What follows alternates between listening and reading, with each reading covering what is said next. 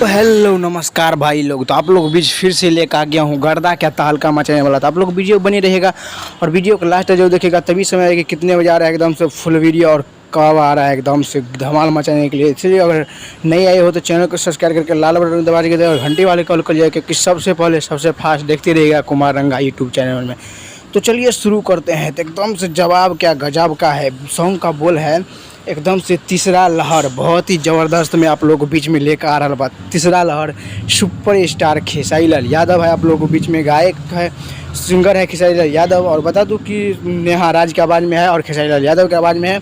और बता दूं कि आप लोग बीच में एकदम से गीत दिए हैं आप लोग बीच में, आप लोग को सुपर स्टार चहेता आप लोग को कृष्णा बेदर्दी आप लोगों को गीत दिए हैं एकदम से बहुत ही ज़बरदस्त और बहुत ही ज़बरदस्त का ही होगा। और म्यूजिक सजाया है आप लोग तो जान ही चुके होंगे आर.एस. शर्मा, क्योंकि आर.एस. शर्मा का सबसे ज़्यादा नाम चलता है म्यूजिक में। RS. Sharma he music by RS. Sharma. तो बस आप लोग को प्यार दुलार से है। तो आप लोग को बता दूं कि ये तीसरा लहर आप लोग को बीच में 30 तारीख को एकदम से फुल वीडियो आप लोग को मिलेगा 6 बजे एकदम से फुल वीडियो।